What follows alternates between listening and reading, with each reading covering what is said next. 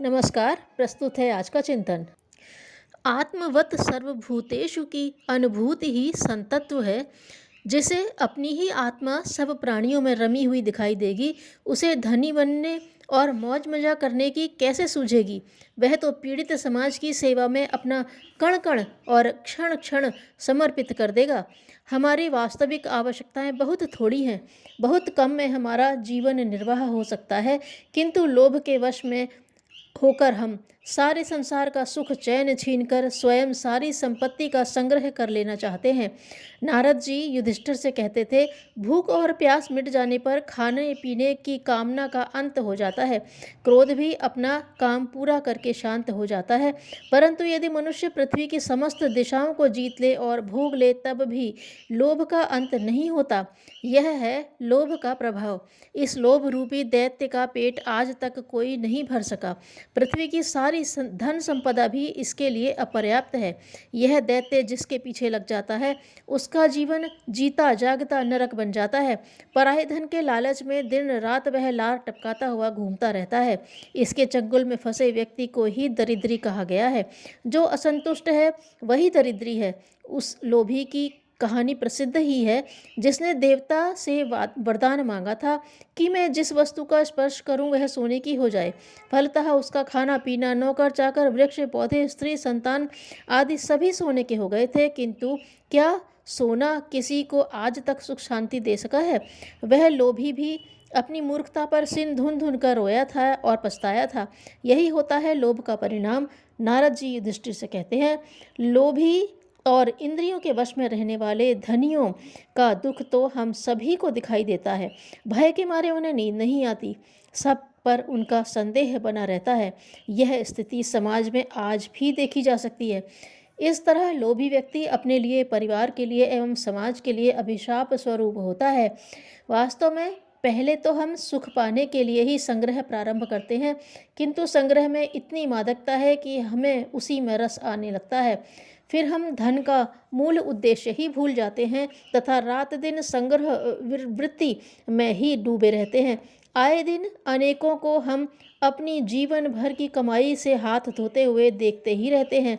यदि हमने संग्रह कर भी लिया है तो उसके सुरक्षित रहने एवं हमारे ही काम आने की कोई गारंटी नहीं है। कभी भी वह हमसे छिन सकता है। अतः बुद्धिमानी इसी में है कि तृष्णा पिशाचिनी से हम अपना पिंड छुड़ा लें, संग्रहित धन का सदुपयोग करें तथा उस विशंभर पर अडिग आस्था रखें जो चींटी से लेकर हाथी तक की निर्वाह व्यवस्था बनाता है। हमें उसी की इच्छा अनुसार चलना तथा उसी का कार्य करना चाहिए। जब हम उसके युवराज हैं तो हमें किस चीज़ की कमी और किस बात की चिंता। हम अपने कर्तव्य का पालन करें, वह अपने कर्तव्य का पालन करेगा। भविष्य की अनावश्यक चिंताओं से मुक्त होकर हमें प्रभु के इस उद्यान को पुष्पित, पल्लवित, सुरम्य तथा सुरभित बनाने की प्राणपण से चेष्टा करनी चाहिए। वर्षा का जल प्राप्त कर बरसाती नदियाँ थोड़े दिनों के लिए भले ही इतरा लें तथा अपने किनारों को तोड़कर लोगों को नुकसान पहुंचाकर अपने अहंकार का उद्वत प्रदर्शन कर लें, किंतु वर्षा ऋतु की समाप्ति के बाद वे खाली ही पड़ी रहने वाली हैं। इसी तरह दुष्ट लोग भी धन पाकर थोड़े दिनों के लिए संसार में तबाही मचा देते हैं, किंतु इससे किसी का क्या भला होने वाला है। काल चक्र अपनी गति से चलता रहता है तथा पापों का घड़ा भर जाने पर फूटता ही है। तब उसकी समझ में आता है कि हमने कितनी बड़ी गलती कर डाली।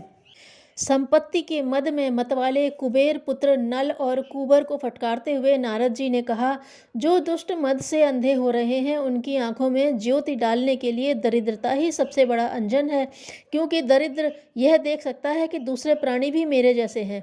यदि संपन्नता की चकाचौंध में मनुष्यता को न देख सके तो कब दरिद्रता देवी हमारे ऊपर सवार हो जाए कहा नहीं जा सकता। अतः हमें धर्म मर्यादाओं के अंदर रहते हुए प्राप्त क्षमताओं का सदुपयोग ही करना चाहिए। हमारी प्रामाणिकता की परीक्षा लेने के लिए ही ईश्वर ने हमें धन संपत्ति सौंपी है। हम भगवान की संपत्ति के कोषाध्यक्ष मात्र हैं। अपने वेतन के अतिरिक्त हमें संपत्ति के दुरुपयोग का कोई अधिकार नहीं है, किंतु हम यदि ऐसा हम यदि ऐसा करते हैं तो निश्चित ही दंड के पात्र होंगे। महाभारत में भगवान श्री कृष्ण युधिष्ठिर से कहते हैं, जो धन होने पर भी दान और धर्म नहीं करता तथा दूसरों को न देकर अकेले ही मिठाई खाया करता है, वह भी व्यर्थ ही जीता है। गोस्वामी तुलसीदास ने कृपण को मृतक कहा है। मात्र खाना पीना और श्वास लेना छोड़ना ही जीवन की निशानी नहीं है। ऐसा तो चक्की की लोहार की धोकनी भी करती है।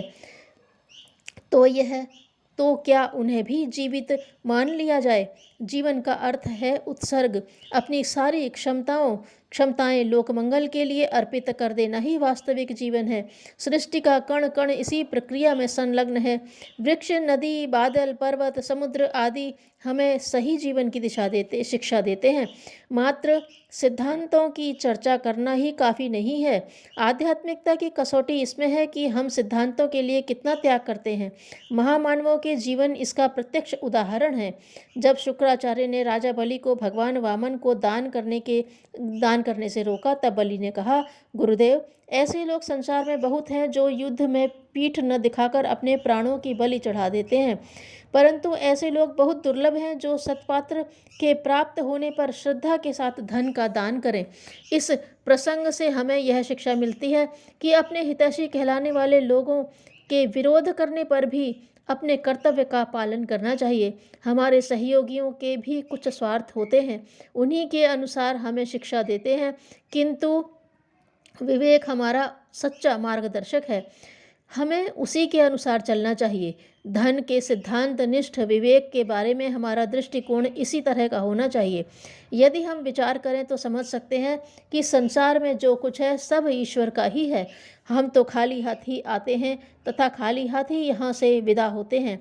आज तक कोई भी यहाँ से एक कण भी अपने साथ नहीं ले जा सका। फिर क्यों न हम प्रभु की वस्तु को ही समर्पित कर बदले में त्यागी और दानी का श्रेय, सम्मान और पुण्य अर्जित कर हंसते हुए विदा लें। प्रश्न विचारणीय है। यदि साहस है तो आइए संकल्प करें, मेरा मुझ में कुछ नहीं, जो कुछ है सो तोर, तेरा तुझको सौंपता क्या लागत है मोर। सद्ज्ञान सर्वश्रेष्ठ संपदा है, उसकी रक्षा हर कीमत पर की जानी चाहिए। धन्यवाद।